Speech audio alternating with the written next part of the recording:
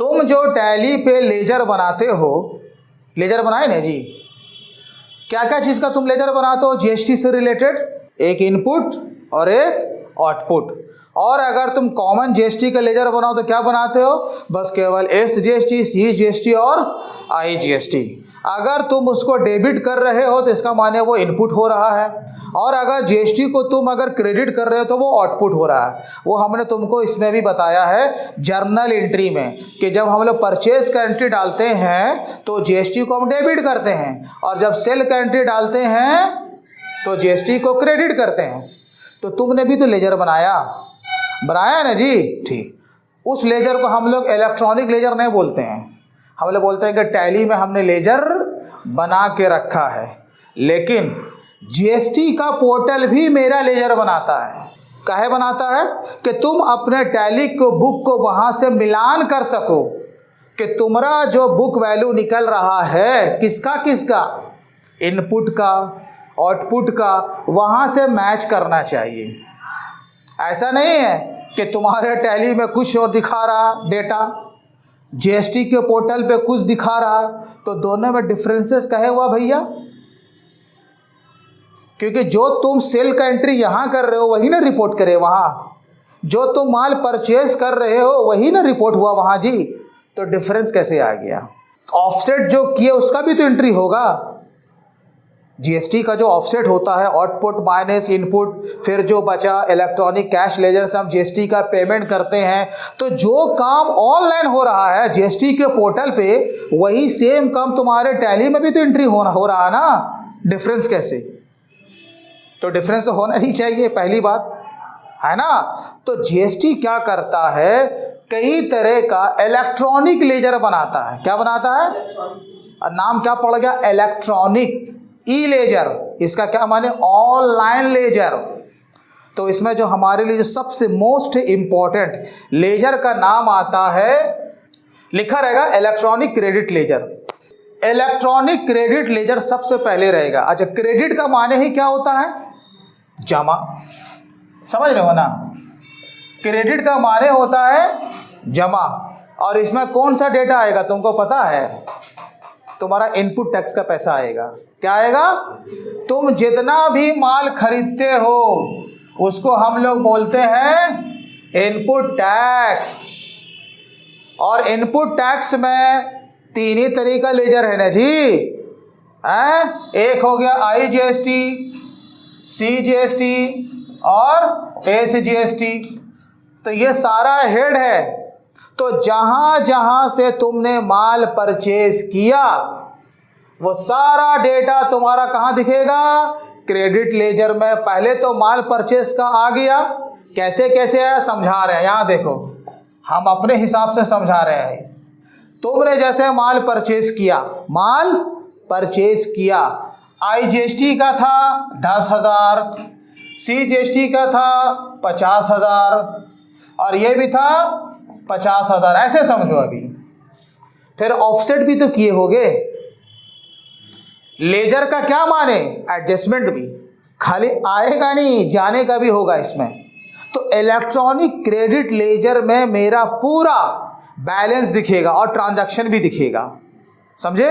तो माल परचेस किया तो हमने इतना आईटीसी क्लेम किया। कहाँ क्लेम किया? 3B में। जब तक तुम 3B में क्लेम नहीं करोगे यहाँ नहीं आएगा, यहाँ नहीं आएगा। क्योंकि 3B में मेरा दिख रहा था 10,000, लेकिन हमने क्लेम कितना किया? 5,000। तो यहाँ कितना आएगा? 5,000। तुम बोलोगे ये क्या बात बोले लगे, फिर आप 10,000 दिख रहा था, हम 5,000 क्लेम किया, 5,000 कहे छोड़ दिया। वो इनएलिजिबल आईटीसी हो सकता है। बताया था ना कि बहुत सारा इनपुट टैक्स का पैसा ऐसा होता है कि हम जिसको छोड़ देते हैं, हम लेते नहीं है अकॉर्डिंग टू लॉ, तो हमने छोड़ा होगा। तो जो हम 3B में क्लेम करते हैं वही पैसा यहाँ पर आएगा, जिसको छोड़ देंगे वो पैसा नहीं आएगा। अच्छा, अब ट्रांजैक्शन दिखेगा। क्या दिखेगा? ट्रांजैक्शन। तो जब भी तुम इसका लेजर देखोगे, टैली में भी देखोगे, ऑफसेट किया रहेगा। अगर तुमने एंट्री लिया होगा वही चीज़ यहाँ भी दिखेगा ना। परचेज दिखा इतना, अब यहाँ पे मिलेगा तुमको ऑफसेट करके। क्या मिलेगा? ऑफसेट। यानी कि यहाँ पे लिखा रहेगा क्रेडिट और यहाँ पे लिखा रहेगा डेबिट। ऐसे भाषा में समझो, क्रेडिट का माने जमा हो गया और डेबिट का माने ऑफसेट हो गया। अब तुमने ऑफसेट जो किया होगा, ठीक है ना, यहाँ पे ऑफसेट जैसे मान के चलो हम सिखा रहे हैं कि लेजर यहाँ कैसे बनता है। यहाँ पर तो मेरा काम खत्म हो गया था कि इलेक्ट्रॉनिक क्रेडिट लेजर बनता है। यहाँ पे तुमको दिखेगा लेकिन क्लोजिंग बैलेंस क्या दिखेगा, जो बचा हुआ ऊपर में, लेकिन जैसे ही अंदर घुसोगे सारा ट्रांजैक्शन तुमको दिख जाएगा हर महीने का। तो कैसे दिखेगा, जैसा हम फॉर्मेट बता रहे हैं। तुमने ऑफसेट किया 8,000 मान लो, तुमने ऑफसेट किया 40,000, है ना, यहाँ भी क्या 40,000। तो अब बताओ बैलेंस कितना निकला तुम्हारा, यहाँ पे 2,000, यहाँ पे 10,000 और यहाँ पे 10,000। तो इसका माने ये तुम्हारा जीएसटी के पोर्टल पे अभी दिख रहा होगा। जब अगला महीने अगला क्वार्टर का जब हम रिटर्न फाइल करेंगे ये तो हमको ऊपर में दिख जाएगा। अच्छा, अभी हमारे पास मेरा पैसा इलेक्ट्रॉनिक क्रेडिट लेजर में, जिसको हम कहते हैं इनपुट टैक्स, मेरा इतना दिख रहा। आई जीएसटी में 2,000 मेरा बचा हुआ है और सी जीएसटी और एस जीएसटी में 10,000 रुपया बचा हुआ है। तो ये कैरी फॉरवर्ड हो रहा है कि नहीं। अब जो परचेज होगा इसमें ऐड हो जाएगा, तो नेक्स्ट महीने के लिए यही ओपनिंग हो गया, बाकी ऐड हो जाएगा परचेज में। बाकी जो सेल होगा फिर इसी तरीके से ऑफसेट हो जाएगा। बुद्धि में जा रहा है। तो यहां का जो बैलेंस है तुम्हारे टैली के बैलेंस से मैच करना चाहिए। एक और वो लेजर बनाता है जो मेरे काम का है, उसका नाम है इलेक्ट्रॉनिक कैश लेजर। क्या नाम है, इलेक्ट्रॉनिक, शॉर्ट में लिखा कैश लेजर। नामे से पता चल रहा कैश। तुमको पता है जीएसटी का फॉर्मूला आउटपुट माइनस इनपुट है, ठीक। आउटपुट ज्यादा इनपुट कम, तो बाकी पैसा कहां से दोगे, इलेक्ट्रॉनिक कैश लेजर से। कहां से दोगे, इलेक्ट्रॉनिक कैश लेजर से। एग्जांपल हम यहां पर बता देते हैं कि जैसे कि तुम्हारा आउटपुट है, इधर तुम्हारा इनपुट है। आउटपुट आया I GST, C GST, S GST, figure बैठा लो 10,000, 5,000, 5,000। ये तुम पर लायबिलिटी था 3B में, क्या लायबिलिटी था ना।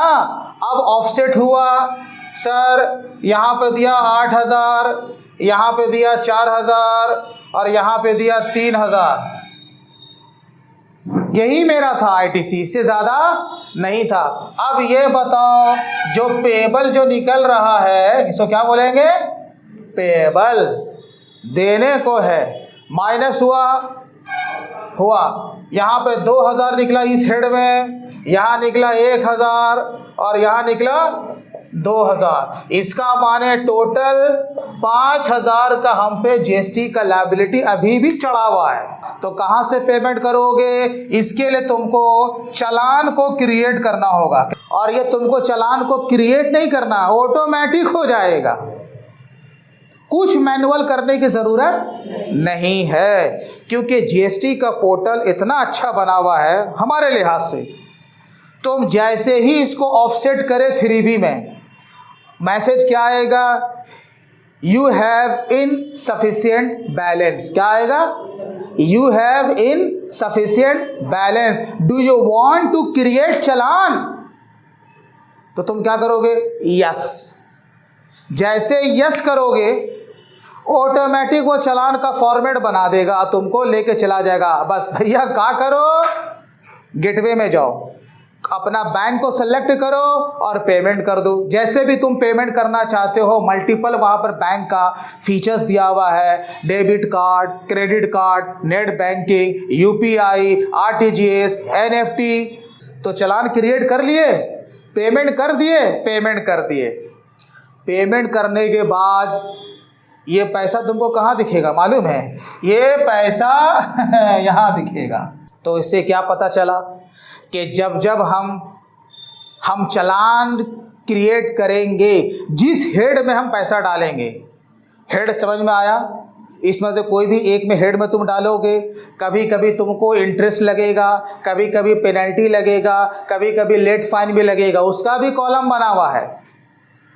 तो सारा पैसा हमें कहाँ दिखेगा? इलेक्ट्रॉनिक कैश लेजर में। अब जैसे ही पैसा पहुंच गया, फिर 3B में क्या होगा? ऑफसेट हो जाएगा, क्योंकि गवर्नमेंट को पैसा चाहिए था। पैसा मिल गया? मिल गया। अब बताओ, इलेक्ट्रॉनिक कैश लेजर में पैसा गया और 3B में ऑफसेट होकर निकल भी गया, अभी बैलेंस क्या बता रहा है? नील। अभी बैलेंस क्या बता रहा? नील, क्योंकि जितना पेमेंट किए उतना तुमने उसको यूटिलाइज कर लिया। तो इलेक्ट्रॉनिक कैश लेजर में इसी तरीके से पैसा पहुंचता है।